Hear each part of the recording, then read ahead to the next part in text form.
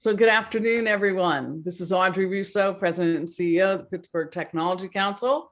And we have two great guests here with us today. We're going to talk, we have a lot to pack in, and they are joining us from the West Coast. So it took us a few minutes to get ourselves started. I know we start exactly at noon, but I promise you this will be a great conversation today. So I just want to give just a couple of housekeeping. First of all, Jonathan Kirsting's with us as always. He's Vice President of all things media and marketing and storytelling for the Tech Council. And we also have a chat. And the chat is used not to celebrate your own company and shine the light, but instead to talk about our guests and ask questions of them. And then we've also muted you so that hopefully we won't hear anything in the background and we have uninterrupted opportunity to speak with our guest. So I want to give an appreciation to Huntington Bank for the work that they've done and being our partners right from the onset and continuing to support us as we do many iterations of storytelling and connecting with the community. Also 40 by 80, that's the longitude and latitude of Pittsburgh, and that's the wholly owned subsidiary of the Pittsburgh Tech Council. And that's where we focus on workforce, we focus on entrepreneurship and building pathways for opportunities for people in tech and innovation. So we are now going to jump in with our two guests. So it's Eitan Anouchi, President of AYA Instruments, and Max Pfeiffer, CEO of Maxwell Vehicles. So thank you both for joining us. You probably had to get up early. I know on the West Coast that this is about 9 a.m. and most people don't come to work until 10. So really appreciate you coming in and joining us remotely. So before we sort of start and jump in, one of the things I really like to do is just talk about yourselves for a little bit. And we can start with Eitan, talk about, we're not going to jump into electric vehicles first. We want to know, who are you? Like, what's your journey? And then we'll talk about the work that you do. So you want to start, Eitan, and welcome again. Sure. Thank you for having us here. My name is Eitan Anouchi. Eitan. And, I'm sorry. Eitan Anouchi. Yep, that's okay. And my journey to get me here is one of education and sustainability. I have a degree in international business. I grew up in Cleveland, and I kind of always had this vision of traveling the world and getting to see more places. And my grandfather actually had started a business in Pittsburgh years ago called AYA Instruments. He actually, I believe, one of the founding members of what I believe was originally called the Pittsburgh High Technology Council. Yes, yes. And he kind of instilled in me this love for learning and kind of understanding how things work, taking things apart and putting them back together. So as I said, I had gotten my degree in international business. My grandfather always had the hopes of me kind of doing something with the company that he had started.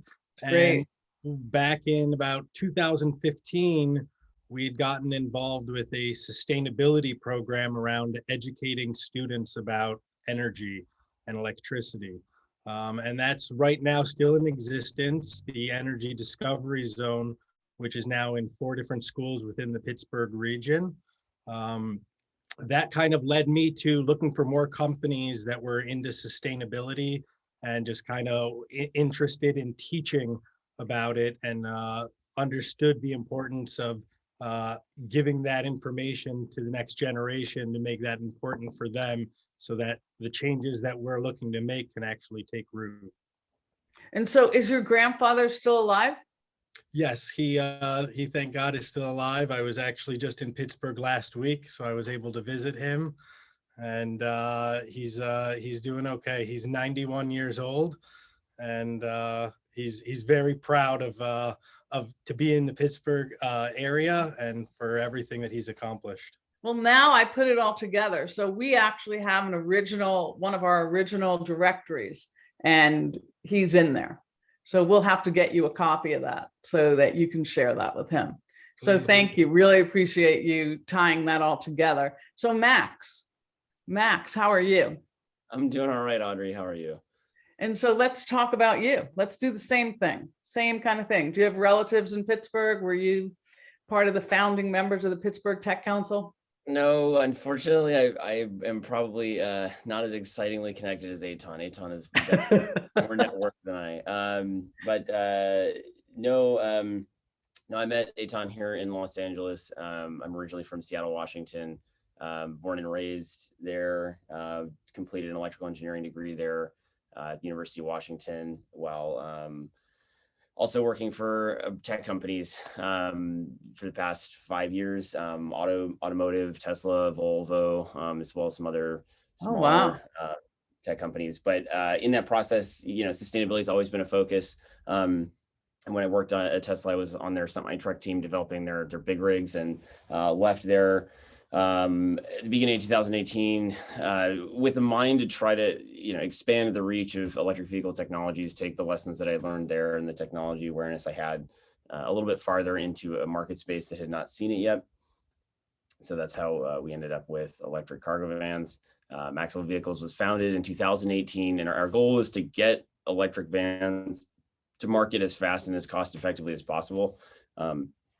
So we originally started out with a plug-in hybrid based on some GM technology, and then we built a all-electric based on Tesla's technology. And the goal here is to leverage large OEM components, systems and components that are manufactured by big companies that have lower cost and are a little bit more robust, and then deploy those quickly by integrating them into platforms that haven't seen them yet. So we've been doing that now for going on 3 years, and we've had vehicles on the road in customer fleets since 2019. So incredibly quick. We pride ourselves on our incredibly quick product to market transition, and we've been able to sell these things, at a relatively reasonable pace since then. So we're really hoping to make some waves in the EV space here. You may not have heard of us. We're not a headlining company. We're completely privately owned. We're not, raising big money or doing a reverse merger or anything like that. Yeah, that's good. It's not our. So anyway, that's great. That's us. So now let's talk a little bit. Let's sort of jump in, and it's okay that you're from the West Coast, Max. It's okay, even though Eitan has ties to Pittsburgh. So let's talk about this. This is great. I mean, this is just a great conversation. So anything, Max, about the Hyperloop project? Anything that do you have any ties to that? Yeah, I used to co-direct the Hyperloop team at the University of Washington, which was one of the first teams to get involved with the SpaceX competition. Actually, the tube that they run that competition in is less than 2 miles away from here, so it's really kind of fun. Funny how you end up in the same neighborhood. Yeah, not really anymore, but yeah, it was an excellent project. So where are you guys calling in from? What's the location? Calling in from Inglewood, California. We're a couple miles away from the airport at LAX. And so one last thing. So Max, you were an intern at Tesla? That's okay. Yep. So that had to be fun. Yeah, fun is definitely a word, one of the words. It was exciting, definitely arduous. It's really kind of the all or nothing experience. You got to push your all in or not. So yeah, definitely. Yeah.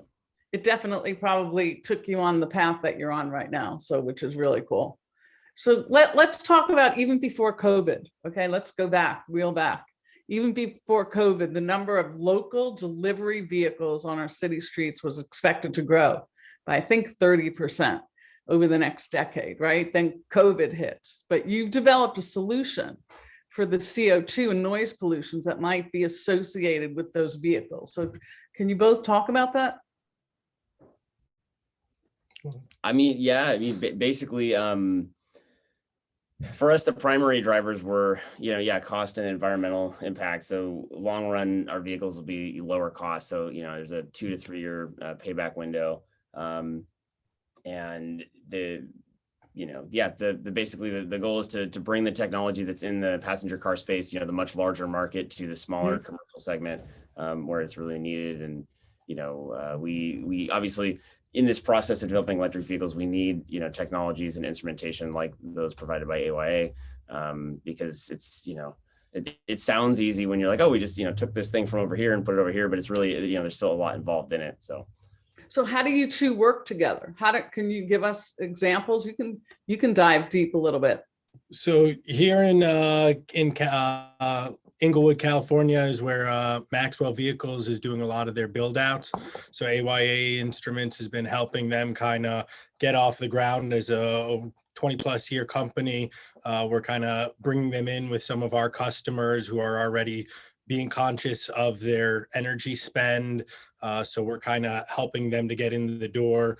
We're also doing some measurements on the vehicles themselves as they're being built, making sure that, you know, the power running through is correct, and we can help find any issues if the power isn't, you know, running properly.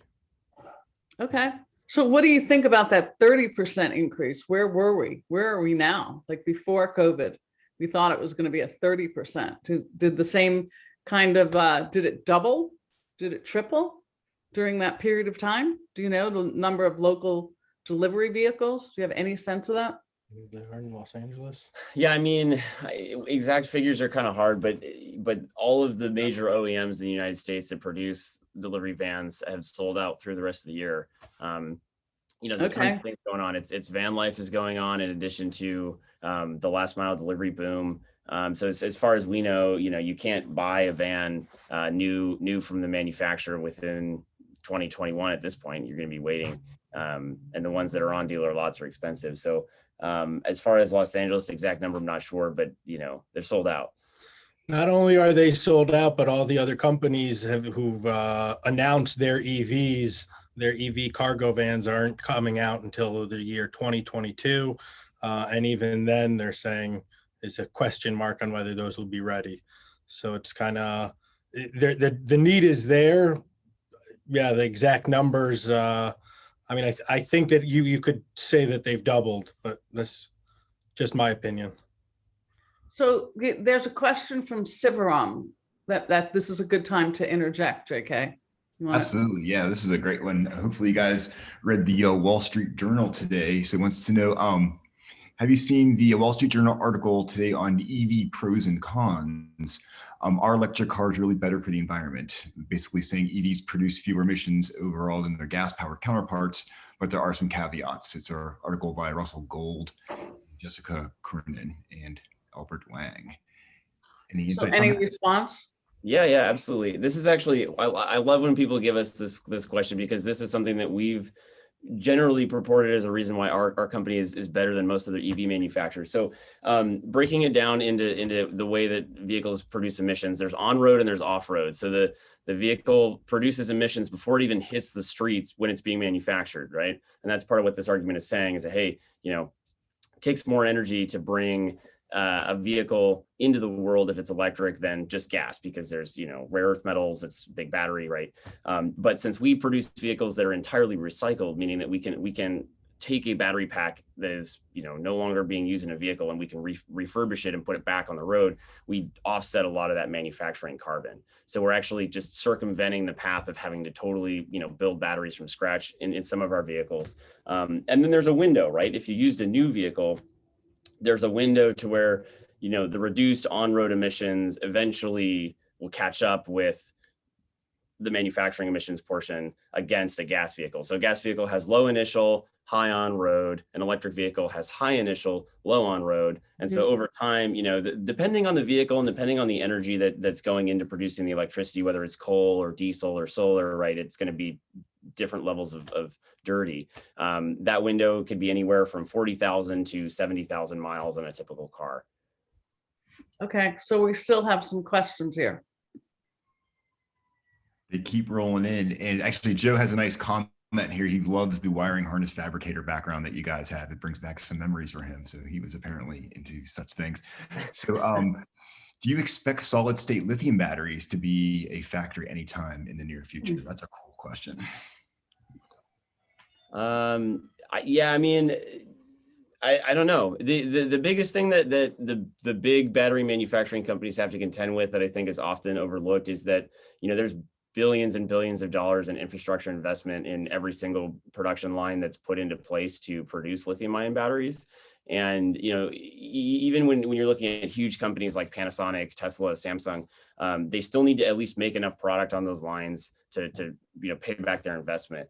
And that generally means that you won't see crazy, insane steps in battery technologies.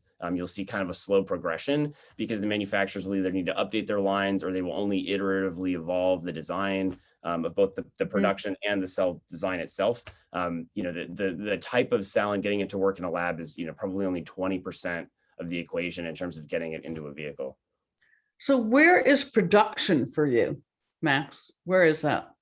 It's here in Inglewood. So we're Eitan came here to our office. As somebody pointed out, this is where we do some of our prototyping development for harnesses. But it's in this building downstairs in the main production shop area. So have you thought about like coming to Pittsburgh and opening up a shingle? We're looking to expand all the way into the East Coast. The big thing that kind of drives where we end up is what the EV market there is like. You have to look at local incentives and really the mindset of the community, because a lot of communities are Right. more prone to wanting to adopt than others. There's some things to look at, but we're slowly looking at the East Coast. We're trying to get a handle on what we've got out here. And that's one of the reasons for bringing him on today, to kind of Thank get you. a feel for what is going on in Pittsburgh. What is Right. the market looking like?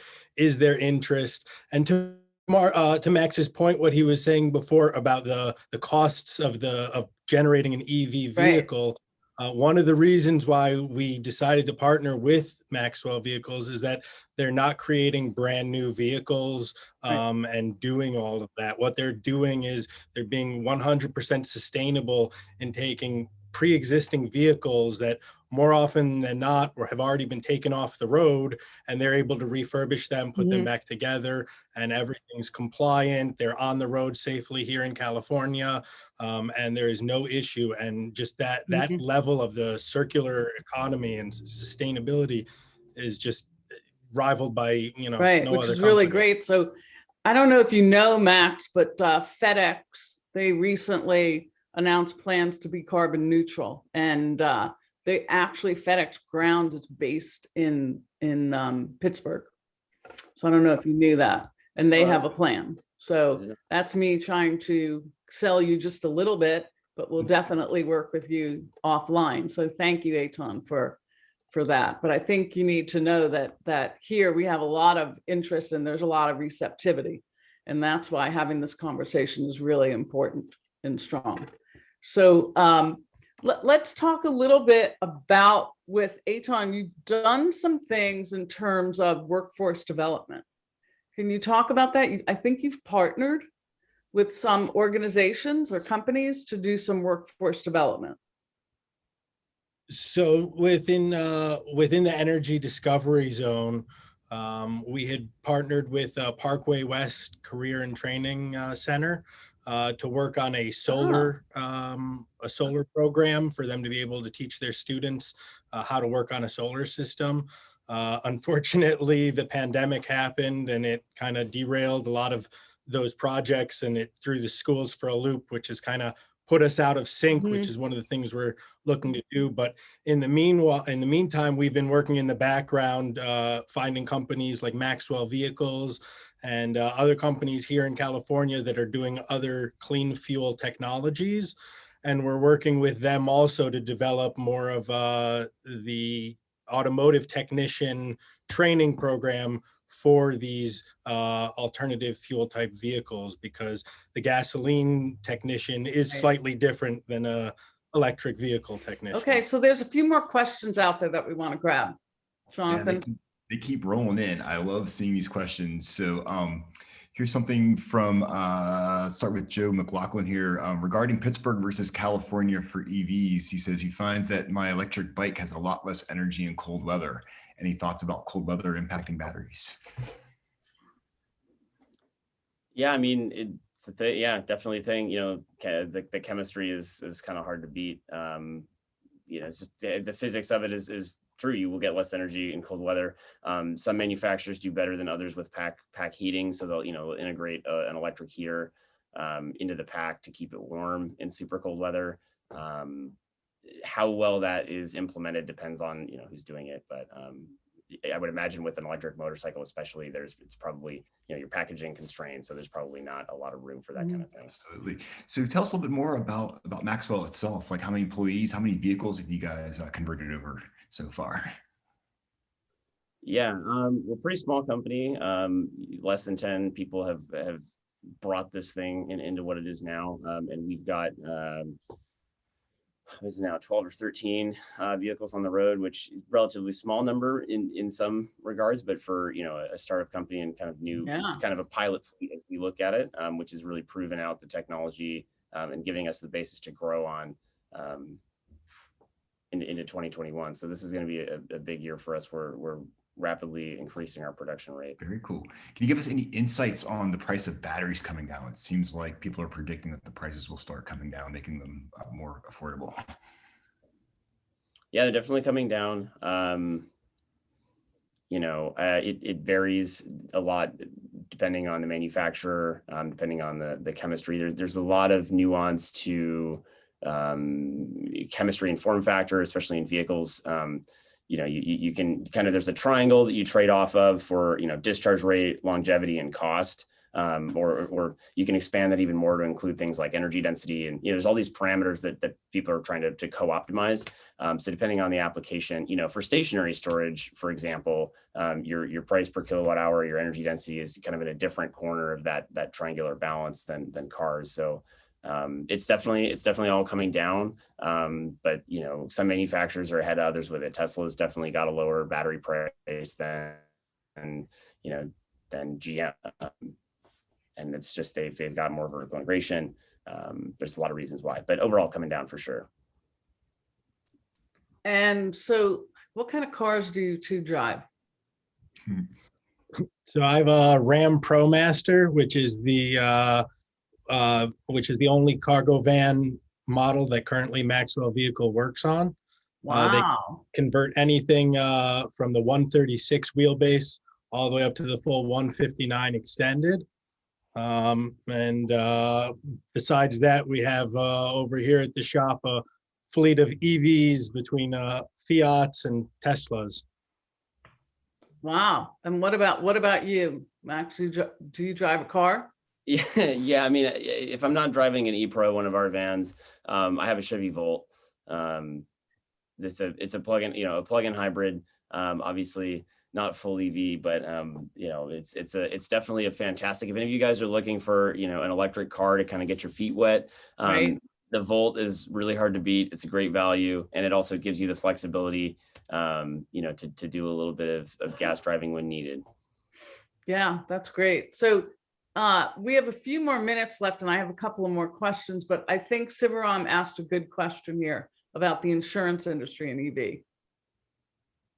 Anything about that? Any trends, collision, under insurance pressure, et cetera? Are you seeing anything? I guess, to be honest, I don't look at much outside of the electric space. So as far as giving like a relative comparison to gas, it would be hard to say. I will say that, COVID definitely slowed down accidents by a wide margin, which is probably obvious because people aren't driving as much, which means less cars are entering the junkyards. So here's a last thing. So we're starting to see this whole thing about zero emissions, right? Zones popping up around the world. Have you seen this?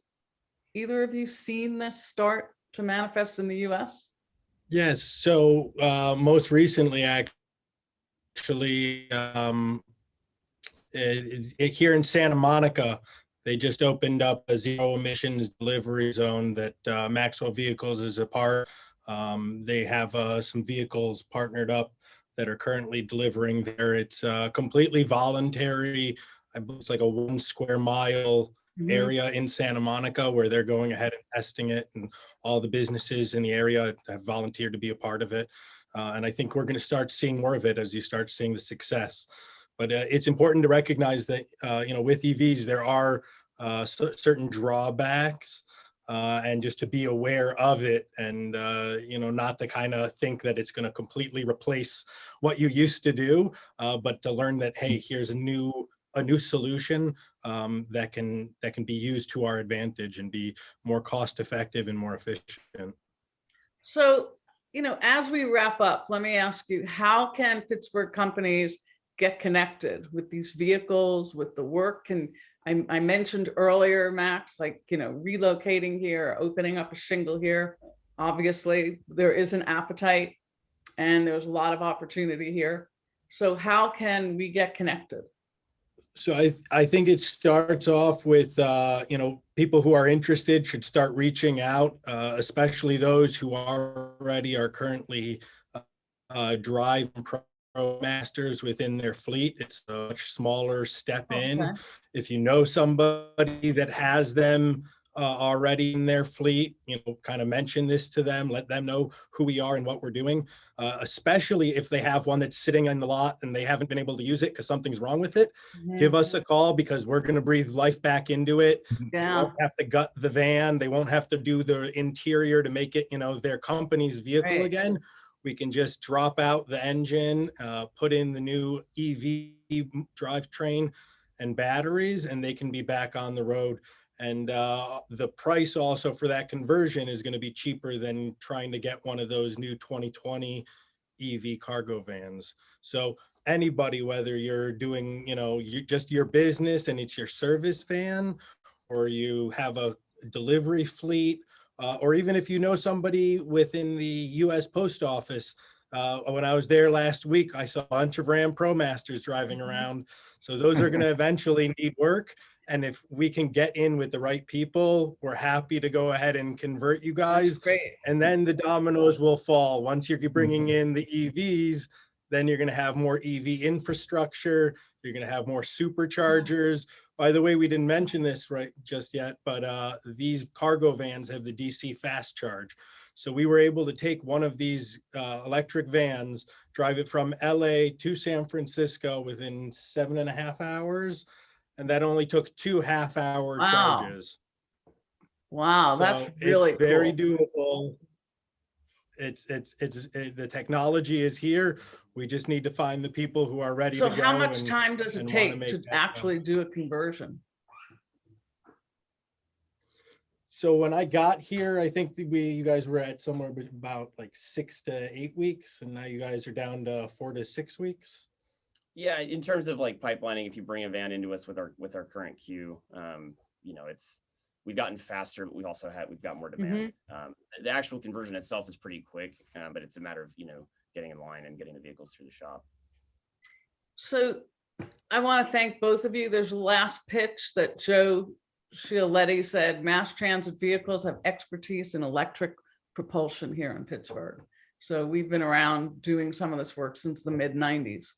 So just another pitch, another opportunity for people to see the connections into this new world, and really cool to hear from both of you. Honestly, thank you. If people want to if they want to reach out to you, can they reach out via LinkedIn? Is that a good way for your company? Yeah, absolutely. Via LinkedIn, or you can send an email to the contact@ayainstruments.com as well. Okay. And we'll be happy to answer any and all questions. Thank you. And Eitan, the next time you come to Pittsburgh, let us know. We'll all want to catch up in real time. So both of you stay safe. Hopefully all is good.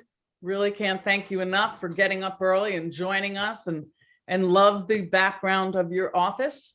So we get the sense that you're both builders, and we understand your passion around sustainability. So thank you both. And Jonathan, what do we have for tomorrow? Tomorrow, we're pulling out all the stops, Audrey. We have Kennemetal stopping by, the Chief Technology Officer, detailing all the really cool work happening there. So we're very excited to have her stop by the show tomorrow, Corlanda. So good stuff. Awesome. All right. Thank you, Eitan and Max. Everyone else, stay safe. Appreciate you waking up and joining us from the West Coast. And everyone have a great day.